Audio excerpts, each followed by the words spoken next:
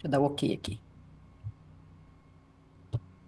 Olá, seja bem-vindo, seja bem-vinda a mais uma sala secreta da termografia. Meu nome é Franciele Demenech, eu sou fisioterapeuta e especialista em termografia. E, como muitos de vocês já sabem, esse é o nosso encontro semanal no qual nós tentamos debater casos clínicos, estudos científicos também. A gente traz discussões sobre o uso da termografia na área da saúde. Então, para quem ainda não nos acompanha, nós temos um grupo exclusivo no WhatsApp, no qual nós enviamos todas as informações e atualizações sobre cursos, sobre plataformas, sobre programas análise da imagem térmica, enfim, todas as atualizações sobre termografia. E para quem ainda não nos segue, nós temos nosso canal no YouTube, @termosaúde. Lembrando, seja assinante, claro, aí da nossa plataforma, que aí você vai receber as notificações. E assim você não perde nenhuma atualização sobre a termografia. Hoje, eu vou trazer aqui para vocês um estudo que foi realizado com o uso da termografia em atletas usuários de cadeira de rodas, tá? Então, eu vou compartilhar com vocês aqui e depois, para quem tiver interesse, entra no nosso grupo exclusivo que eu vou enviar esse artigo lá no grupo, tá? Então, deixa eu só compartilhar aqui.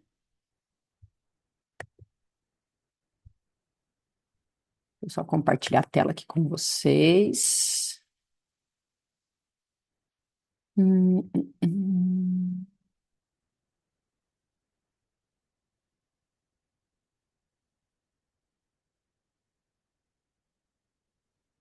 Bem, então, vocês estão vendo aqui esse artigo, tudo certo, né?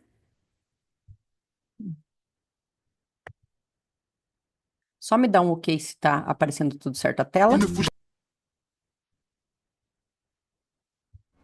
Tudo certo a certo, Fran. tela? Tá, obrigada. Bem, então, o que que trouxe esse artigo? Eu trouxe esse artigo para a gente comentar aqui, para eu comentar com vocês na sala secreta de hoje. Então, esse estudo, né, é do pessoal da Europa, de 2016, que eles verificaram o quê? A relação entre a dor no ombro e a temperatura da pele mensurada através da termografia, né, em um teste de propulsão de cadeiras de rodas, tá? Então, o que que acontece? Os usuários de cadeiras de rodas, eles dependem significativamente, óbvio, aí, né, dos seus membros superiores para as atividades diárias, incluindo, aí, claro, a sua locomoção e transferências. E devido a essa sobrecarga, a dor no ombro é um problema comum que afeta até 73% dos cadeirantes. A dor no ombro reduz a participação de 84% dos cadeirantes em atividades esportivas e de lazer. Olha o absurdo, né? Bem como em outras atividades diárias, especialmente aquelas que envolvem sustentação de peso, tá? E aí, o grupo menciona, claro, que devido a essas queixas de dores dos usuários de cadeiras de roda, dos cadeirantes, né? Eles colocam aqui o uso, né, da termografia para avaliar essas queixas. Nós sabemos que, em casos das disfunções e dor, nós podemos verificar uma assimetria térmica. Então, eles colocam no artigo a assimetria térmica como indicador das disfunções e dor, né? Então, essa assimetria térmica entre os lados opostos do corpo pode indicar patologias, né? E a avaliação da assimetria da temperatura ela é eficaz na avaliação da dor. Além disso, né, eles mencionam o quê? Um aumento da temperatura em uma região com sobrecarga do corpo, tá? Então, aqui, para quem talvez possa estar nos assistindo pela primeira vez, a termografia é uma técnica, né, no qual eu utilizo uma ferramenta, que é uma câmera termográfica. Essa câmera detecta a radiação que a gente emite pela pele e transforma em dados de temperatura. Então, o que que a câmera faz? Ela verifica, mensura a temperatura da pele. E através da diferença da temperatura da pele, né, eu consigo correlacionar aí com outras avaliações, como aqui no caso, dor, tá? E através de assimetrias térmicas, consigo correlacionar com essas queixas, tá? E quando muitas vezes acontece essa sobrecarga, há um aumento da temperatura da pele, tá? E aí, claro, os autores mencionam a utilização da termografia, né, para mensurar a temperatura da pele. Então, a termografia, ela é capaz de medir, né, como eu disse para vocês, a distribuição da temperatura da pele, sendo aí considerada uma avaliação clínica, né, valiosa para as avaliações de lesões esportivas e distúrbios musculoesqueléticos, tá? E a aplicabilidade dentro desse universo, né, são os atletas aí, os usuários de cadeira de roda. Então, eles mencionam também que tem uma lacuna aí, em 2016 ainda tinha, e ainda tem, poderia dizer, na pesquisa sobre a termografia durante o exercício com os usuários de cadeiras de roda, tá? E, então, o objetivo desse estudo foi analisar a resposta da temperatura da pele ao exercício em atletas cadeirantes. Eles avaliaram antes, imediatamente após e 10 minutos após um teste de propulsão, tá? Então, eles analisaram a resposta da temperatura da pele ao exercício em atletas cadeirantes e o objetivo também foi investigar a relação entre a dor no ombro e a temperatura da pele, nesses momentos, antes, imediatamente após o teste, 10 minutos depois, bem como aí relacionar a dor no ombro com demais variáveis cinemáticas do teste de propulsão, tá? É um teste específico aí para cadeirantes. Então, o que que eles fizeram? Eles avaliaram 12 atletas cadeirantes do sexo masculino, foram recrutados de times de basquetebol em cadeiras de rodas de elite e recreativo. Então, eles também colocam que, para ser considerado atleta, tinha que treinar pelo menos X vezes por semana, durante tantas horas. Então, eles estratificaram aí de uma forma bem homogênea o grupo, tá? E em relação à coleta das imagens térmicas, foi realizada com uma câmera FLIR, uma T335, que foi posicionada, obviamente, perpendicular ao chão, 2 a 3 metros de distância, dependendo aí também da altura desse atleta, tá? E a parede atrás era branca para evitar reflexões, a gente sabe que isso pode interferir na imagem. E claro, os participantes receberam todas aquelas orientações que deve seguir quando você vai realizar uma imagem térmica, né? Deve-se seguir orientações. Então, o seu paciente tem que evitar o quê? Consumo de álcool, de cafeína, né? Café, um pouco antes do exame, uso de creme, perfume, qualquer coisa sobre a pele, tabagismo, né? Exposição solar, banho quente, enfim. Então, os atletas seguiram todas essas orientações. E aí eles registraram 3 séries de 4 termogramas para cada sujeito, na posição anatômica, né? E os participantes permaneceram, obviamente, em repouso por 10 minutos, numa sala com a temperatura controlada, e após a aclimatação e antes do teste de propulsão, eles realizaram 4 capturas de imagem, momento pré-teste, tá? Incluindo aí imagens da parte anterior e posterior do tronco e dos membros superiores. E imediatamente após o teste de propulsão, eles realizaram mais 4 capturas de imagem, tá? No mesmo local, pré e pós-teste, claro, né? Eles mantiveram aí a mesma distância. E 10 minutos após a finalização do teste, eles realizaram novamente mais 2 capturas de imagem, tá? E aí, o que que eles observaram nos resultados? Eles observaram diferenças, obviamente, aí, significativas na temperatura da pele em 12 regiões de interesse que eles avaliaram, tá? Entre o momento 10 minutos após o teste e o momento pré-teste. E na maioria das ROIs, entre o pós 10 minutos e o pós-teste imediato, tá? A temperatura da pele, ela teve a tendência a diminuir inicialmente logo após o teste. Isso aconteceu em quase 82% das ROIs avaliadas. Aqui a mensuração foi visto isso através da temperatura média da pele, tá? E, subsequentemente, houve o aumento, após os 10 minutos, finalizado aí o teste de propulsão, tá? Houve o aumento aí de quase 86,36% dessas ROIs avaliadas. Então, veja, o que que eles observaram? No Na finalização imediata, logo após o final do teste, né, assim que eles terminaram de realizar o teste de propulsão, eles observaram uma diminuição da temperatura da pele. Porém, 10 minutos após a finalização do teste, houve um aumento de temperatura. E é isso que se espera quando realiza-se um exercício contínuo, tá? E numa carga também que vai aumentando, né? E aí, entre os resultados, com a relação entre a assimetria da pele e dor, o que que eles observaram? Que a análise da diferença da temperatura da pele em relação à dor do ombro revelou relações inversas significativas, tá?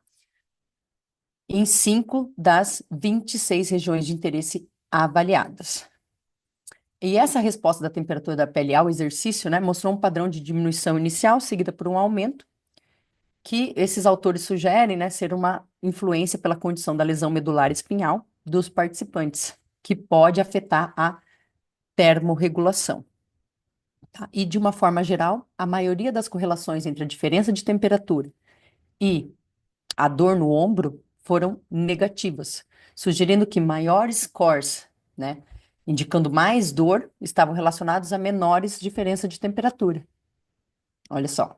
E os dados termográficos apresentaram uma correlação inversa significativa com a dor no ombro e com as demais variáveis cinemáticas, através desse teste de propulsão. Mas não houve correlação entre as variáveis cinemáticas e a dor no ombro, tá? E a ausência dessa correlação entre as variáveis cinemáticas e a dor no ombro, ela pode ser atribuída ao baixo nível de dor relatado pela amostra e à atitude competitiva dos atletas, né, durante o teste. A gente sabe que e também teve essa questão da dor, né? Pela escala visual analógica, a gente sabe que é bem subjetivo, mas enfim, né? A presença de correlações entre as variáveis cinemáticas e a simetria térmica sugere uma ligação entre a biomecânica da propulsão e as respostas térmicas da pele, tá? E como conclusão desse estudo, né, as conclusões do estudo, elas verificaram, né, que o padrão térmico observado nesses atletas cadeirantes após o teste de propulsão máxima, cadeira de roda, foi mais característico de exercícios prolongados, com aumento de carga, né? Já tem vários estudos que mostram que quando eu coloco uma carga progressiva, a tendência é que no início do exercício ocorra a diminuição da temperatura da pele e depois ocorre o aumento para auxiliar na propagação, né, desse calor, propagar o calor. Senão nossa temperatura central aumentaria muito, né? E não é isso que acontece durante o exercício, a gente sabe. Então ocorre esse aumento da temperatura da pele, maior vasodilatação para auxiliar na dissipação de calor, tá?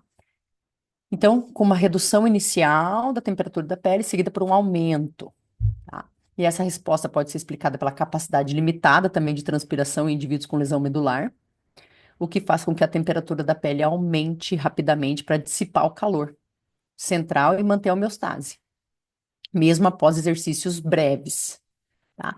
A fase de redução da temperatura da pele ser mais curta em comparação com indivíduos sem deficiência pode corresponder a uma fase mais breve de redistribuição sanguínea de áreas inativas para os músculos ativos, né? E a menor evaporação de suor pela pele inervada. Então, as conclusões desse estudo contribuem, né, para uma melhor compreensão das alterações da temperatura da pele em atletas cadeirantes durante o exercício e a sua relação com a dor no ombro.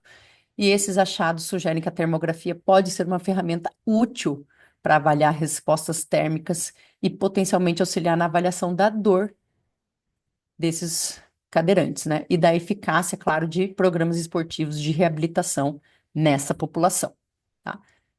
No entanto, aqui, claro, os autores apontam que foi um estudo exploratório, eles avaliaram 12 cadeirantes, né? A gente sabe que é uma amostra baixa, mas, é, enfim, né? Foi o que eles avaliaram, que os autores apontam que este é um estudo, claro que ali foi transversal, com N baixo, e que estudos futuros são necessários aí com uma maior amostra para, então, verificar que se nessa população são necessários para estabelecer umas relações causais mais precisas. Então, desde esse estudo em 2016 é crescente, né, o uso da termografia nessa população. A gente sabe também que cresceu muito também no paradesporto, né, não só aí com os usuários de cadeira de roda, mas no paradesporto no geral. E a gente sabe que quando entra no paradesporto também é, é, é um universo à parte, é uma coisa que eu sempre falo para os meus alunos que quando você vai trabalhar com atleta, independente da modalidade, o ideal é que você faça um mapeamento primeiro desse atleta. Quais são as características térmicas desse atleta? Então, normalmente, vocês não verificam que cada atleta faz um exame pré-temporada, que normalmente inclui avaliação cardiovascular, né? Eletrocardiograma é muito comum. Então, na termografia, tem que funcionar de maneira semelhante. É importante que você faça o mapeamento térmico da sua equipe, do seu atleta, enfim, do seu paciente, e você vai observar ao longo da temporada quais são as características, né? Qual assimetria está correlacionada aí com o maior nível de dor, qual assimetria está correlacionada quando esse paciente, quando esse atleta tem realmente uma lesão muscular ou não. Claro, você quer evitar, você quer realizar uma prevenção, mas quando aconteceu essa lesão, caso aconteça, você correlacionar com a simetria que você encontrou.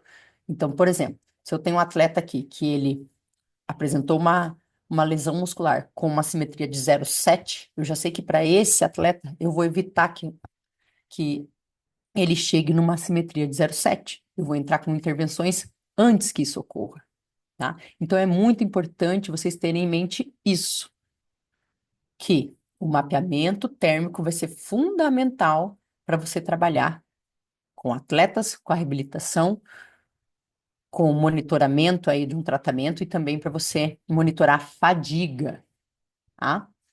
Então, pessoal, por hoje era isso que eu tinha para trazer para vocês, tá? Esse artigo eu vou disponibilizar depois lá no nosso grupo, tá? Infelizmente, aqui, provavelmente pela regra da revista, não, eles não colocaram imagens térmicas. Isso no meu ponto de vista, uma pena, né? A gente sempre quer, quem trabalha com termografia quer sempre olhar a imagem, verificar como é que eles realizaram os ROIs, enfim, mas não ficou disponível, provavelmente pela regra da revista. Mas depois, para quem estiver no nosso grupo exclusivo do WhatsApp, nós enviaremos esse artigo, tá bem? Então é isso. Esse é o tema da nossa sala secreta de hoje. Deixa eu parar de compartilhar a tela aqui.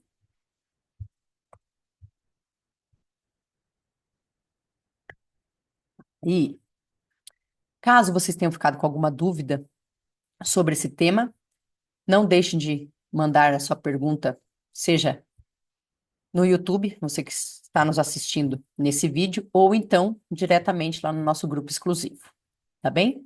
Agradeço aqui a atenção de todos e até breve.